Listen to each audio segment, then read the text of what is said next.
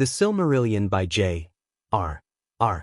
Tolkien is one of the most ambitious and mythological fantasy works ever written. Unlike The Hobbit or The Lord of the Rings, which follow specific characters through clear adventures, the Silmarillion reads more like an ancient sacred history or legendary chronicle.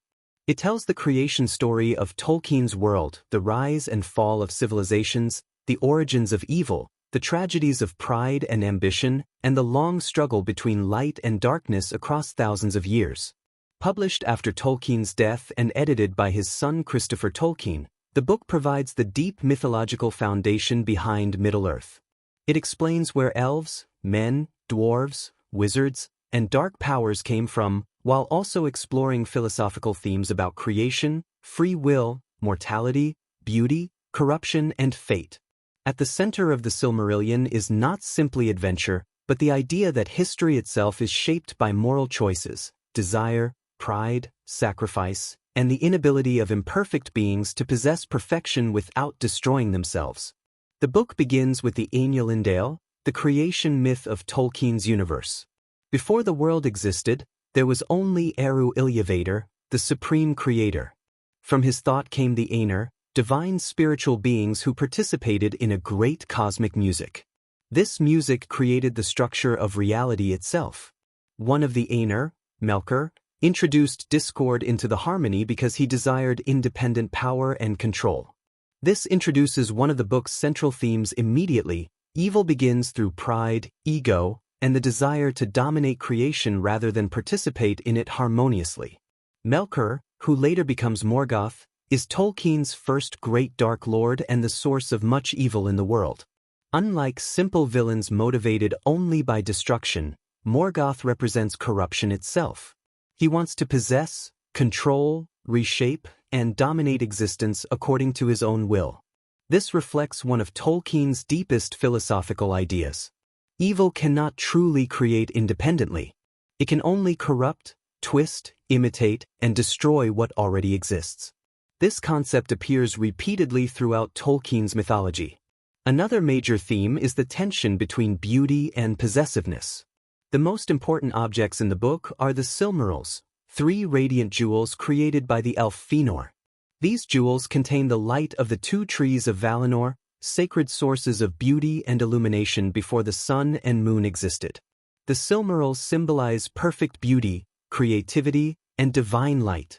But they also become the source of enormous tragedy because people begin obsessing over possessing them. This introduces one of the central lessons of the Silmarillion. The desire to own beauty completely often destroys both the beauty itself and those who seek it. Fëanor, one of the greatest and most gifted elves ever born, becomes one of the book's most tragic figures. He is brilliant, passionate, creative, proud, and fiercely driven. His talents are extraordinary, but his pride and possessiveness gradually consume him. After Morgoth steals the Silmarils and destroys the 2 trees, Fëanor swears a terrible oath alongside his sons to pursue anyone who withholds the jewels from them. This oath becomes catastrophic. It leads to betrayal, violence, family destruction, and centuries of suffering. Through Fëanor, Tolkien explores another major theme. Greatness without humility becomes dangerous. Talent alone does not guarantee wisdom. In fact, immense ability combined with pride can become catastrophic. Another major theme throughout the book is exile. Many of the elves leave the blessed realm of Valinor and travel to Middle-earth seeking vengeance, glory, freedom, or destiny. This exile resembles ancient myths and religious stories about separation from paradise. Middle-earth itself becomes a place of beauty mixed with sorrow, heroism mixed with tragedy. The elves repeatedly struggle between longing for lost perfection and confronting harsh reality. This creates one of the defining emotional qualities of Tolkien's mythology, melancholy. Beauty exists, but it fades. Civilizations rise, but they decline. Victory comes, but never without loss. Another central theme is mortality versus immortality. Elves are immortal within the life of the world, while humans eventually die and leave the world entirely. At first, immortality seems superior, but Tolkien complicates this idea deeply. Elves experience endless memory, grief, and gradual fading. Humans, though mortal, possess the mysterious gift of Ilyavator, meaning freedom from the world's cycles after death. This creates one of Tolkien's most philosophical themes. Mortality may be painful, but it also gives urgency, meaning, and transformation. Many characters fear death and seek power to escape limitation. Again and again, Tolkien suggests that refusal to accept natural limits leads toward corruption. Another major theme is the corrupting nature of power and domination. Morgoth spreads evil not only through armies and monsters, but through lies, fear, manipulation, and division. He destroys trust between peoples. He twists beautiful beings into horrifying forms. Orcs, trolls, and dragons emerge partly through corruption of existing life. This reinforces Tolkien's idea that evil deforms rather than creates authentically. One of the book's greatest stories is the tale of Búrin and Luthien. Búrin is a mortal man. Luthien is an immortal elf princess. Their love becomes one of the emotional and spiritual centers of Tolkien's mythology. Together they attempt the impossible task of stealing a Silmaril from Morgoth himself. Their story explores sacrifice, love stronger than death, and the union between mortality and immortality. Luthien willingly gives up immortality to share Búrin's fate. This reflects another recurring Tolkien idea: love involves sacrifice rather than possession. Their story later becomes deeply important because Aragorn and Arwen in The Lord of the Rings mirror them symbolically. Another major story concerns Turin Turambar, one of Tolkien's darkest and most tragic heroes. Turin is brave, powerful, and gifted, but cursed by Morgoth.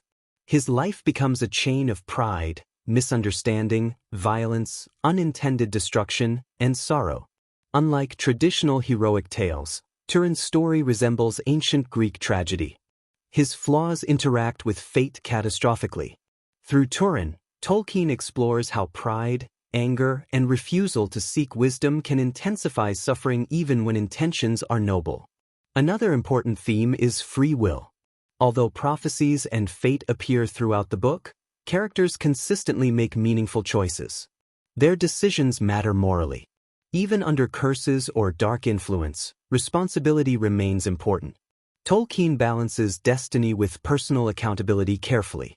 Another major lesson concerns stewardship versus ownership. Many characters desire control over lands, treasures, beauty, or power. But Tolkien repeatedly contrasts domination with caretaking. The wisest characters understand beauty cannot be possessed permanently without corruption. This becomes one of the moral foundations later reflected in characters like Gandalf and Galadriel, who refuse absolute power. Another key figure is Fingolfin, one of the greatest elven kings. At one point, in an act of desperate courage, Fingolfin rides alone to challenge Morgoth directly. Though he cannot ultimately defeat the Dark Lord, his bravery becomes legendary. This reflects another major Tolkien theme: courage matters even when victory seems impossible. Heroism is measured not only by success, but by willingness to confront darkness despite fear and likely defeat. The Silmarillion also explores the destruction caused by oaths, obsession, and vengeance. Feanor's oath repeatedly drives his descendants toward violence and betrayal even when they know it is wrong. This reflects how hatred and obsession can trap generations psychologically and morally. Another major theme is decline and fading. Across the ages of Middle-earth, beauty diminishes gradually. Great kingdoms fall. Ancient wisdom disappears. The world becomes less magical. This gives Tolkien's mythology a deep sense of historical sadness. Nothing earthly remains permanent. Yet memory preserves meaning. Songs, stories, and legends become acts of resistance against forgetting. Another important story involves the fall of Numenor, the great island kingdom of men. The Númenóreans initially become noble, wise, and powerful. But over time they grow fearful of death and jealous of immortality. Manipulated by Sauron, they attempt to conquer forbidden lands, seeking eternal life. Their civilization collapses catastrophically. This story resembles myths such as Atlantis and serves as another warning about pride and fear of mortality. The desire to dominate death destroys them. Another major lesson concerns language, art, and creativity. Tolkien believed storytelling itself carried spiritual importance. The Silmarillion constantly emphasizes songs, names, poetry, craftsmanship, and memory. Creation reflects divine beauty when approached humbly. But creativity twisted by pride becomes destructive. This tension appears throughout the mythology. Another major theme is hope despite tragedy. Although many stories end painfully, Tolkien never portrays goodness as meaningless. Acts of courage, mercy, sacrifice, and loyalty still matter even in a world marked by suffering. Hope in Tolkien's work is rarely simplistic optimism. It is endurance grounded in meaning. Another important philosophical idea is that evil ultimately destroys itself. Morgoth seeks total domination but spreads corruption so widely that his own creations become unstable and destructive. Power pursued selfishly eventually consumes both the world and the self. This becomes a recurring pattern throughout Tolkien's mythology. How can someone apply the lessons of the Silmarillion today? First, recognize that pride without humility becomes destructive. Second, understand that obsession with possession often destroys what people love. Third, accept human limits rather than seeking domination over everything. Fourth, value beauty without trying to control it completely. Fifth, understand that courage matters even when outcomes are uncertain. Sixth, remember that mortality gives meaning to life. Seventh, preserve stories, memory, and culture because they connect generations. Another practical lesson is responsibility. Many tragedies in the Silmarillion emerge not simply from evil itself, but from prideful reactions to suffering, fear, and loss. Self-awareness matters because even gifted people become dangerous when consumed by ego or obsession. The final summary of the Silmarillion is this: beauty and greatness exist in the world, but they remain fragile when mixed with pride, greed, fear, and the desire for control. Power pursued selfishly corrupts. Immortality desired obsessively destroys peace.